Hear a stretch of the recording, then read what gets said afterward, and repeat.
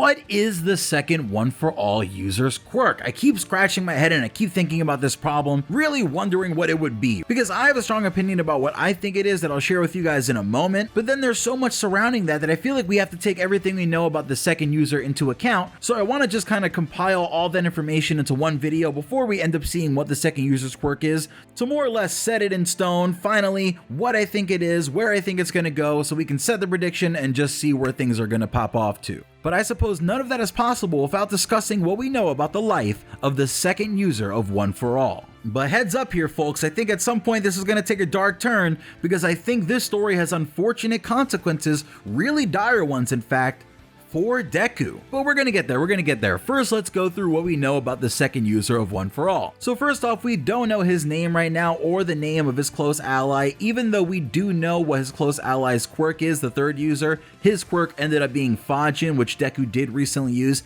and is using right now in My Hero Academia to fight Shigaraki. But what we know about the second user is that he is the leader actually of the third user and a big group of people that he formed to strike back against All For One, because the second user was born in the same era or around the same time that All For One was doing all of these awful things at the beginning of his dark reign. And that's of course because the second user had to be around back far enough in the timeline to meet the first user, a scene that we do see in My Hero Academia's manga, which is something I actually really want to focus on because it gives us our first big hint about what's going on in this guy's life and how it likely ended. You see, we know the second user of One For All before he got One For All initially came and raided All For One's base and found the first user in his basement or locked away wherever All For One had him locked away. When he opened the door, he was ready to blast away whatever was behind the door and instead saw a sickly young man who was the first user and instead decided to reach his hand out. But the most important thing that I want you to take notice of here is that in this scene, the second user doesn't have the scar on his face that he does have when he's in the Vestige world anytime that we see him interacting with Deku or the other quirk users. Now we're going to cut away to something very recent actually in My Hero Academia, which was when Shigaraki initially had the flashbacks of the second user when Bakugo was fighting him.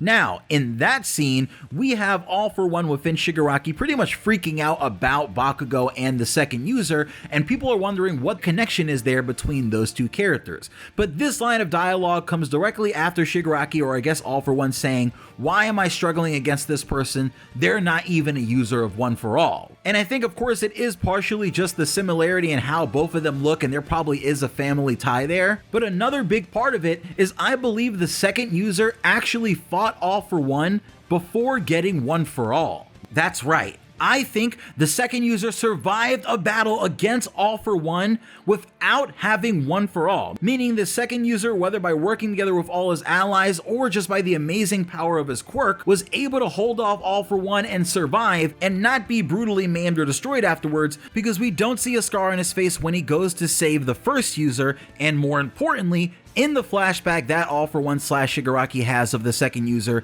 he doesn't have a scar on his face there either. Meaning that this flashback of All For One seeing the second user right in front of him with no scar on his face is probably from a battle that they had from around the same time that the second user went to go save the first user. And you could imagine that All For One probably was there. I mean, we know that All For One did have access to his brother. He could walk into his room anytime that he wanted to and talk to him or bother him. So it's probably likely that All For One was there guarding the room or was there in the area and did decide to abandon his brother sadly and have him taken away by the heroes. Or I guess not the heroes, really just the vigilantes, because that's more so what they were at the time. But does that mean that the second user fought All For One off successfully with all of his allies? I mean, it does seem like it. We'll talk about what his ability to fight All For One on those terms likely means about what his quirk does, but continuing on in the life of the second user of One For All, we know that at some point in his life, he does get this big massive scar on his face that we see when he's in the Vestige world. And we do sort of see the transfer between different One For All members as a flashback in Deku's head, or I guess as kind of just a graphic for us to see in the manga at a certain point. I don't know if that's been animated yet, but at some point the second user did have to give the quirk on to the third user, and I do believe, like every other user of the quirk so far, he did eventually have to fight All For One again, because we know that All For One was hunting down the One For All users and trying to take them down. But he was never able to steal the quirk because either his hatred wasn't enough or the quirk was given to the next person already by the time that he fought the person. Now, my theory here is that the scar on the second One For All user's face is actually from when he died. I think that large scar on his face is just representing the wound that All For One gave him when he finally took him down, and that it's not actually something that he had in life, because none of the flashbacks that we see of the second user of One For All actually have him having that scar on his face. We only see that in his ghost, effectively, in the Vestige world.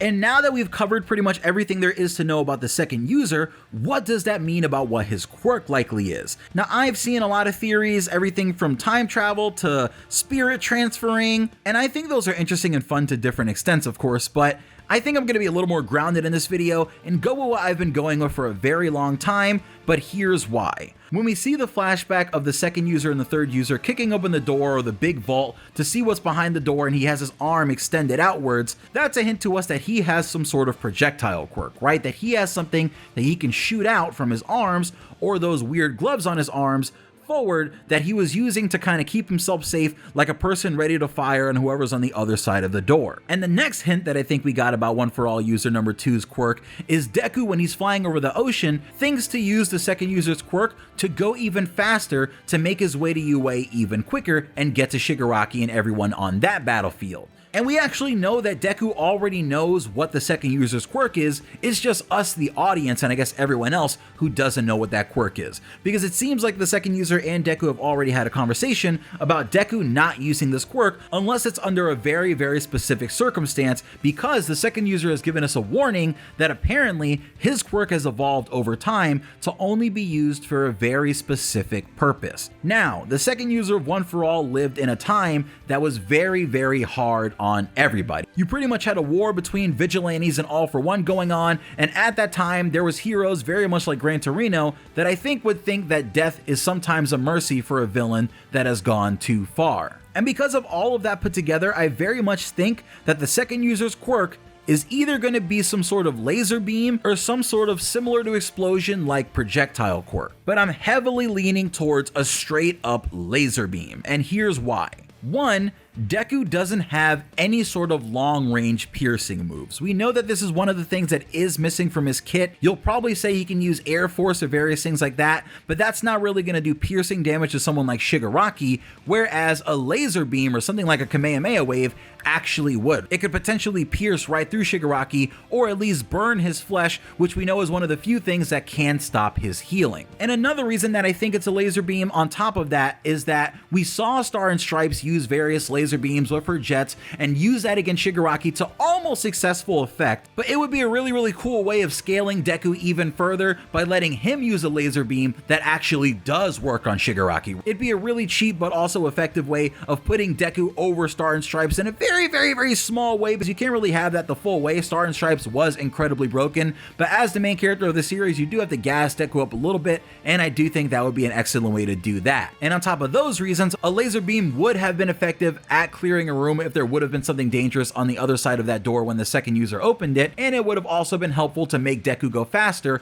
as he flies over the ocean. But what is this one purpose that it's evolved for? And what is the danger that I warned about earlier to Deku? Because I did say there is a dark secret danger to Deku that I don't think even he is aware of. Now, the second user has let us know that this quirk is only to be used for one specific purpose, but I don't think he's let us know what that specific purpose is. And I think that specific purpose is to take Shigaraki out if the moment calls for it. If saving him doesn't work, this is the thing you have to do to finally take him down. And I think that's because the second user's quirk has been within One For All getting charged for so long that now it's way too strong to be used by a regular human being. It's kind of like the idea of quirks going in the singularity, or the idea that we had earlier that One For All could potentially do damage to Deku's body if his body isn't prepared for the effects that it could have on it. Well, I think very much like how Bakugo's explosion does damage to his arms if he makes too much of a big explosion,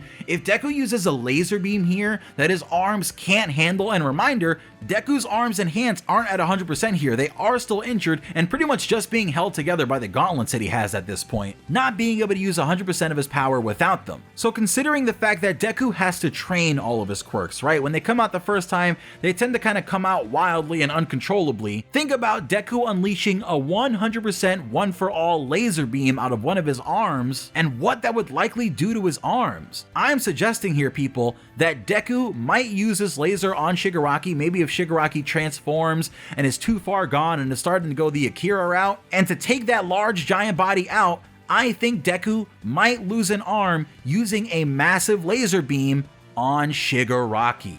And that's when I think the second user's quirk is pretty much a giant Ultraman beam or a Kamehameha. So let me know what you guys think about my reasoning here. Let me know if you enjoyed hearing the story about the second One For All user's life. And we've got other stuff like this coming soon. I just wanted to throw this little theory out there because I do think we are going to end up seeing the second user's quirk soon. And I wanted to have my prediction kind of set in stone for you guys to see here. So I've talked about it a lot on Twitter, but I finally wanted to have it here in full on my channel, and I appreciate you guys watching it. Thank you if you're still here. Please like the video, please subscribe. I'll see you guys later. I love you. It's Pineapple.